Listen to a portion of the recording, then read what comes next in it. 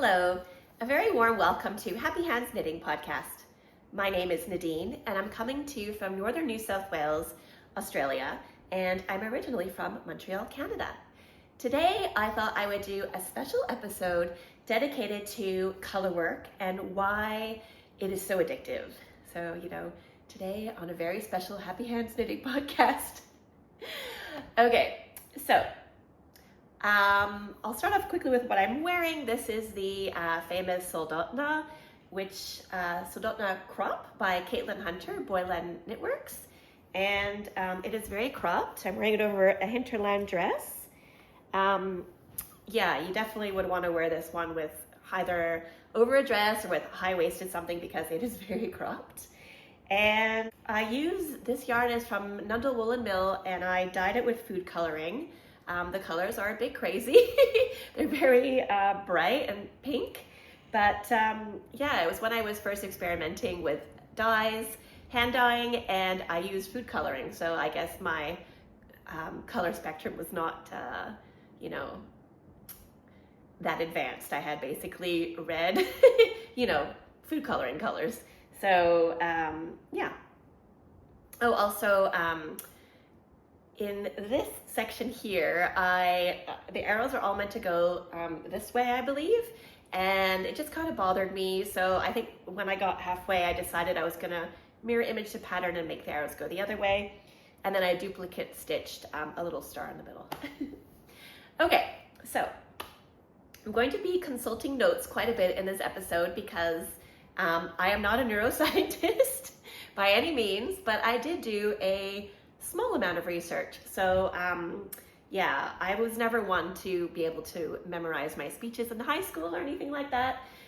So yeah, I just have notes that I'll be consulting.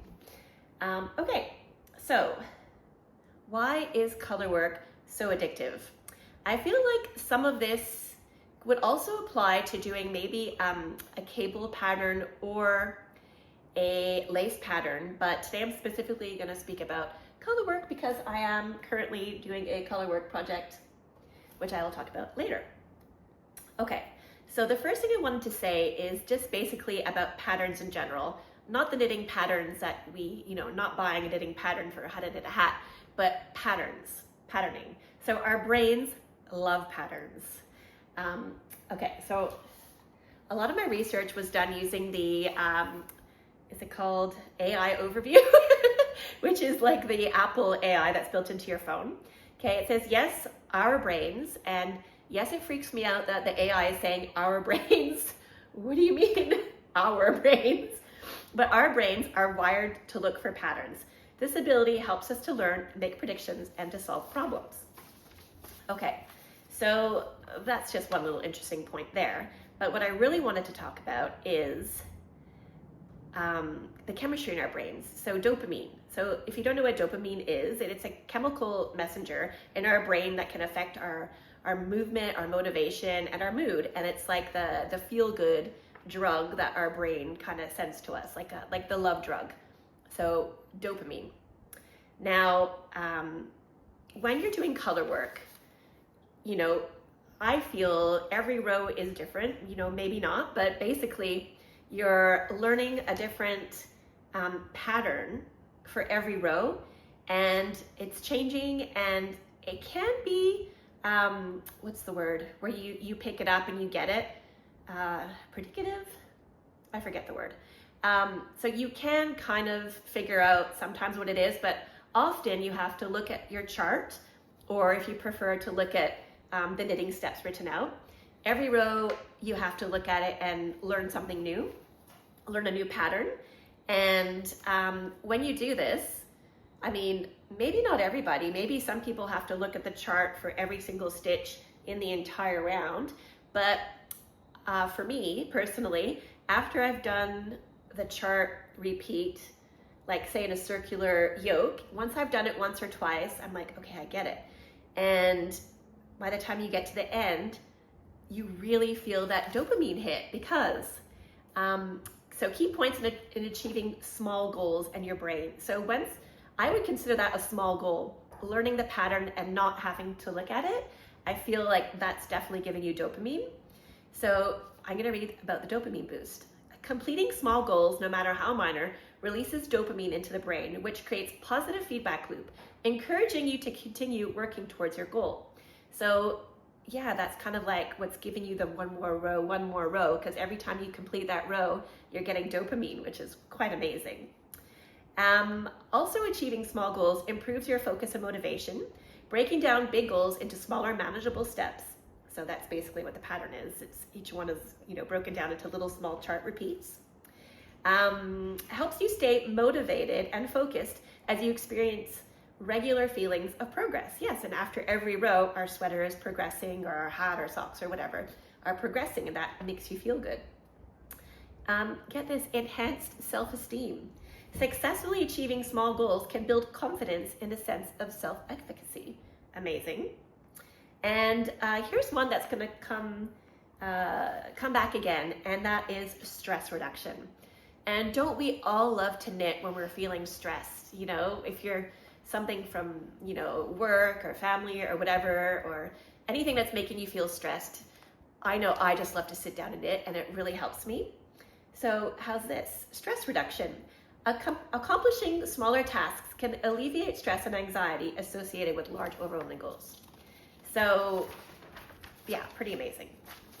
Okay, the last thing I wanted to talk about, like the last kind of subject around this that I did, again, minimal amount of research on, is maybe like last year, a year and a half ago, I was listening to a podcast. I cannot remember who it was, but they were talking about fractals. So if you don't know what a fractal is, imagine a tree. So the tree starts with the trunk, and then it divides into the branches, and each large branch divides into smaller branches, and then from there you have the leaves. And if you look closely at a leaf, it's got the vein and the little veins that come off it. So those are fractals, okay? And I'll put some more photos of other types of fractals, like think a snowflake or a cactus or anything that's kind of expanding. And our brains, according to this podcast that I watched, love looking at fractals. So she was even saying that they took a group of university students, they divided them into half, and half of the group went for a walk in the city, and the other half went for a walk in the woods.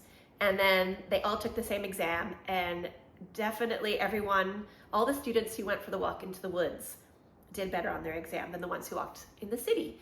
And one of the reasons they think is fractals. So that's why we love taking hikes or walks in nature. Just even looking at a tree is apparently really, really good for your brain, and we love it, okay? All right, so what I'm gonna read about fractals is the human brain responds to fractals in nature in a way that can reduce stress, again, reducing stress, and mental fatigue, and improve concentration and attention. This response is likely unconscious and happening within seconds. So how the fractals can affect the brain: stress reduction, yay! Looking at fractals can reduce stress and mental fatigue by up to 60%. Alpha waves. Viewing fractals increases alpha brainwave activity, which is linked to improved concentration and attention span. Okay, cool. Brain networks. When people listen to a story, their brain network spontaneously organizes into fractal patterns. Amazing. And yeah, listening to stories, love that. And how often are we knitting and also listening to a knitting podcast while we're doing it? So basically what I wanted to say about fractals, because the stories I was telling was about fractals in nature. But when we're knitting colorwork, especially in the round, I feel these are fractals. So especially in Jennifer Steingass, she is, I think it's called Knit Love Wool, I think is her name on Ravelry, but Jennifer Steingass. Her patterns are mostly colorwork knit in the round, and so you'll see a lot of leaf motifs and things kind of branching off and just expanding.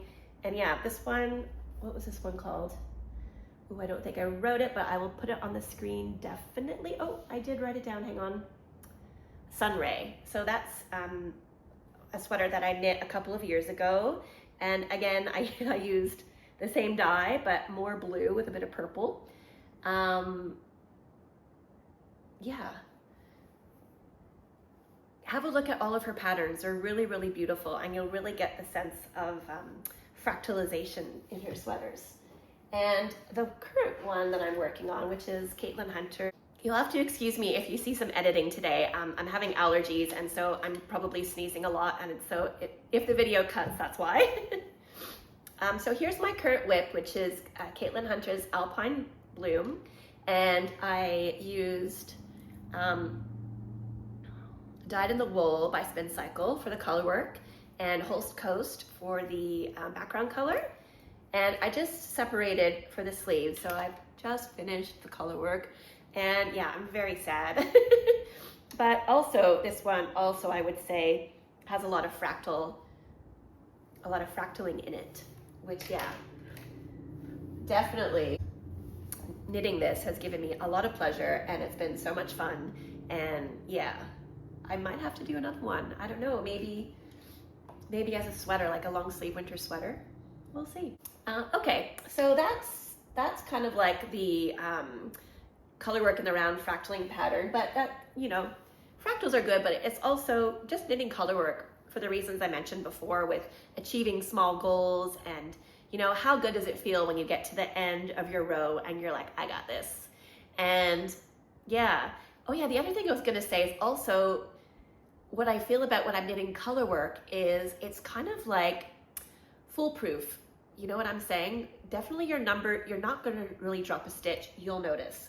And if you kind of go wrong, you'll notice, because you're like, okay, knit 3 red, 2 white, 1 whatever, and then once you get going, you know that, oh yeah, this section of red goes over the white, and then when you do it again, you're like, oh, wait a minute, something's not right, look at the chart, oh yeah, you know, pull back a couple stitches and go again. So it kind of like, yeah, it's very, very motivating to know that you're always gonna have the right stitch count, and amazing feeling when you get the pattern. You're like, yes, I got it. I don't need to look at the chart anymore for this round, at least.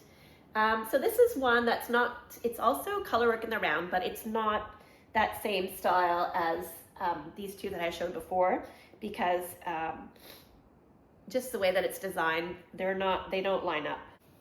Yeah, these ones don't line up quite the same way as the other two, but another colorwork. Okay, I wanted to show you the very first colorwork project that I did. I've spoken a lot about this in my previous videos, because yeah, I've been talking about how I knit colorwork really loose. So my floats are always generally really loose in the back, which is opposite to most people who knit colorwork really tight, because I want to have stretch. And this is the sweater that taught me that, or the cardigan rather. So this was the first time I knit colorwork. I want to say at least 5 years ago, maybe longer. And it's a cardigan for my husband, and I used a pattern. It was a free pattern from Drops. I'll put the name on the screen. And I just used the stitch count. I didn't use the same colorwork chart. I made up my own colorwork chart. And the reason is my husband, he's a surfer, and you know, he's a guy, so he wanted waves. So I put waves going this way and that way, and then a skull and crossbone pattern in the middle. So I think I just, yeah, looked up on Ravelry, you know, skull and crossbone, and there was a free pattern for that as well. So I just incorporated that into the chart that was already there. And so this is a different kind of colorwork, you know, way to do colorwork. And this thing is huge. I knit it in, I think it's Berroco Ultra Alpaca, and it's grown heaps, really stretched out after I washed it. And the colorwork was done in the round on the arms, and the body was done flat. Yes, the first colorwork pattern I ever knit was knit flat, but I didn't know. Like I said, it was a while ago. It was before I started watching knitting podcasts. I had never heard of steeking, and I certainly did not hear that knitting colorwork flat was more difficult than knitting it in the round. Perhaps I wouldn't have tried. But to be honest, I don't know if I did find the purling any more difficult than the knitting of the colorwork, maybe because it was my first time, so it was all a little bit, you know, different. But yeah, I definitely learned my lesson because in the Colourwork, in the chest, it is very tight. So yeah, definitely learned my lesson from this one. And from then on, I tried to make sure that I knit extra loose in my Colourwork. I think that is all that I have to say about Colourwork. Okay, I think that's all I have to talk about for today in my Why is Colourwork So Addictive special. I hope that you enjoyed it. Give me a thumbs up if you liked it. Leave me a comment. Can you think of another reason why you think Colourwork is so addictive specifically? Or maybe you think cables are more addictive, or lace. You're addicted to maybe you're addicted to one of those more than doing Colourwork. Maybe you don't like Colourwork. Yeah, just let me know what you think. And please subscribe to my channel if you haven't already. And I look forward to talking to you again next week. I'm not sure if I'll be finished this yet, but it is getting a little bit cooler in the morning. So I am very excited to get into winter knitting again. And yeah, I think the first thing I'm gonna knit is by the CreaBea, and it is the Corran cardigan, which I have already knit. And yeah, so it's gonna be my second one, and I love that as an in-between season piece. So I'm definitely looking forward to making another one in a different color. I hope that you get to make something beautiful with your hands this week, and I will see you next time. Thanks for watching.